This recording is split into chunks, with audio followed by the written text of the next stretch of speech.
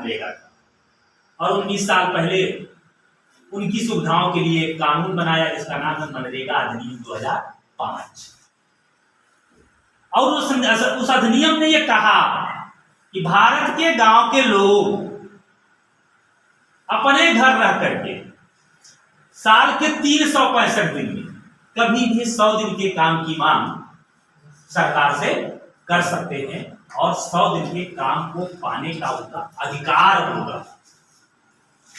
उन्हें निवेदन नहीं करना है, ये उनका अधिकार होगा। और सरकार ने उनके अधिकार को देने के लिए पूरा एक सिस्टम डेवलप किया। प्रदेश स्तर पे आयुक्त ग्राम विकास को बैठाया, प्रदेश स्तर पे मनरेगा प्रकोष्ठ बनाया, वहां अपर आयुक्त मनरेगा, उपायुक्त मनरेगा, फिर जिले पे लाया सिस्टम को, तो जिला अधिकारी को जिला कार्यक्रम समन्वयक बनाया, सीडीओ को अपर जिला कार्यक्रम समन्वयक बनाया, डीसी मनरेगा बनाया, उपायुक्त श्रम एवं रोजगार, फिर ब्लॉक पे सिस्टम को लाया, तो बीडीओ को कार्यक्रम अधिकारी बनाया, फिर एक एपीओ पोस्ट लाया मनरेगा सेल स्पेशली बना करके, ठीक, अतिरिक्त कार्यक्रम अधिकारी, ऑपरेटर, फिर गांव तक ये सिस्टम पहुंचे, इसलिए ब्लॉक पे तकनीकी सहायक नियुक्त किया, इंजीनियर, और फिर ग्राम सभा में आपके ही गांव के सबसे काबिल लड़के को 19 साल पहले रोजगार सेवक बनाया। ग्राम पंचायत को कार्यदायी संस्था बनाया, जिससे गांव का व्यक्ति निकटतम व्यक्ति से अपने अधिकार की मांग कर सके। और तब कानून ने कहा कि आप अगर बेरोजगार हैं तो अपने गांव के रोजगार सेवक से काम का मांग पत्र भर के, या अंग्रेजी में कहने लेबर डिमांड भर के दे करके ले सकते हैं। और निर्धारित किया कि 15 दिन में वह आपको मिल जाना है। यह भी निर्धारित किया कि अगर 15 दिन में नहीं मिलेगा तो आपको हम बेरोजगारी भत्ता देंगे। ये तो एक कानून आया जिसने गांव के लोगों को पावर दिया, और उन्हें जॉब कार्ड बना के चिन्हित किया कि ये लोग हैं जो अपना हक मांगेंगे। धीरे धीरे 19 सालों में जिन बेरोजगारों की बात मनरेगा कानून करता है, वो चूंकि अशिक्षित दबे कुचले लोग हैं गांव के, तो इस अधिकार को नहीं जानता है। जब ये नहीं जान पाए अधिकारों को, तो इनके अज्ञानता का लाभ गांव का प्रधान, गांव का रोजगार सेवक उठाने लगा।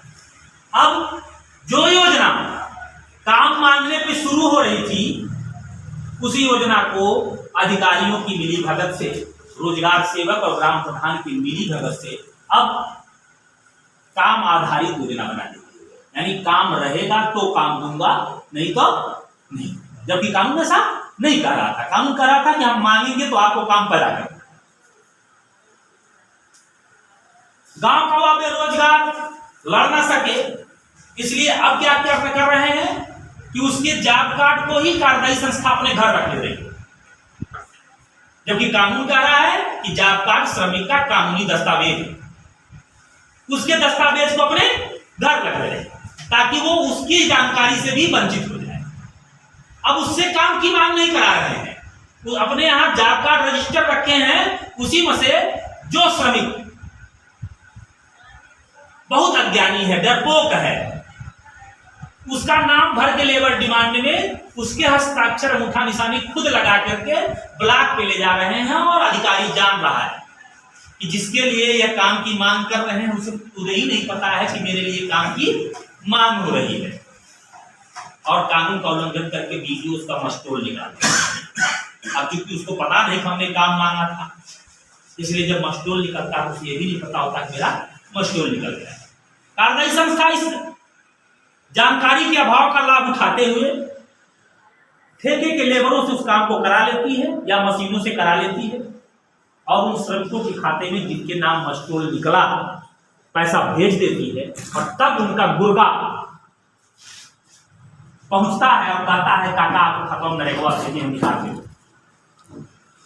उसी श्रमिक के मजदूरी का पैसा है वो, क्योंकि उसी के नाम मस्टोल निकाल करके कार्यदायी संस्था सरकार को बता रही है कि यह मजदूर 14 दिन काम किया है, 237 रुपया के हिसाब से इसकी इतनी मजदूरी बनती है, इसके खाते भेज दीजिए। सरकार भेज देती है, फिर वो चाल चलता है और आपको श्रमिक की अज्ञानता का लाभ उठा के उससे कहता है कि आपके खाता में मैंने नरेगा का पैसा भेजा है, वो निकाल के मुझे दे दो।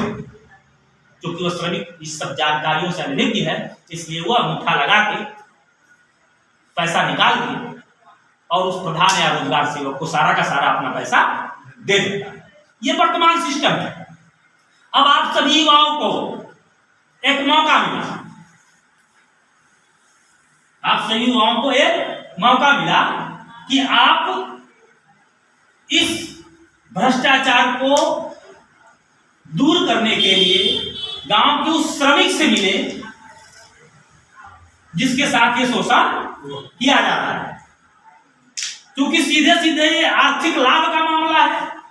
अब आर्थिक लाभ का मामला प्रत्यक्ष लाभ का मामला होता है। संसार में दो ही तरह के लाभ हैं, तीसरा लाभ नहीं है। एक अप्रत्यक्ष लाभ, एक प्रत्यक्ष लाभ, जिसमें प्रत्यक्ष पैसा की लेन देन, आर्थिक आदान प्रदान, ये सीधे प्रत्यक्ष लाभ का मामला है। गांव के जिस श्रमिक के लिए हम आपको काम करने की बात कर रहे हैं, वहां सीधे पैसे का मामला है। जब ही मनरेगा श्रमिक को आके बताए कि आप खुद काम की मांग रोजगार सेवक से कर सकते हैं, उसकी एक रिसीविंग ले सकते हैं और काम 15 दिन का कर सकते हैं न्यूनतम, और 15 दिन की पूरी मजदूरी आपके खाते में आएगी और पूरा का पूरा पैसा आपका है। अब आप अपने घर इस पैसे से सुखी बना सकते हैं, तो आपके जुड़े। और इनकी संख्या पूरे प्रदेश में 3 crore activated job card holder होंगे। और क्योंकि 18 वर्ष की उम्र पार होने के बाद ही जॉब कार्ड बनते हैं, इससे सिद्ध होता है ये 3 करोड़ वोटर है। ठीक? और यूपी में पूरा वोट कितना है? 15 करोड़। और ये 3 करोड़ वोटर नहीं है, वोटरों के परिवार के मुखिया हैं, यानी इनके घर में और वोट हैं। और अगर आप इनको 15 दिन का रोजगार पाने के लिए प्रेरित करते हैं, अपने साथ संगठित करते हैं और ये रोजगार पाते हैं और 3500 रुपया घर जाता है, तो इनके घर के सभी वोटर उससे सुविधा पाएंगे, जिससे आपके लिए उनके पूरे घर में एक साफ कारना चाहिए। होगा नहीं होगा? क्योंकि आपके प्रयास से सीधे उनके घर में पैसा पहुंच रहा है। आपको अपनी जेब से नहीं देना है, सरकार के पैसे को पहुंचाना है। बस बीच में भ्रष्ट तंत्र को थोड़ा कमजोर करना है। कमजोर करने के लिए उन श्रमिकों को जागरूक करके अपने साथ जोड़ लेना है, क्योंकि जरूरत उनकी है, इसलिए वो सरलता से आपके साथ जुड़ेंगे और आप जहां चाहेंगे उनसे आंदोलन कराना, अपनी सामाजिक छवि को मजबूत करने के लिए वो करेंगे। जरूरत नहीं कर रहा हूं। और जैसे जैसे मनरेगा श्रमिक आपके ब्लॉक का आपसे जुड़ता जाएगा,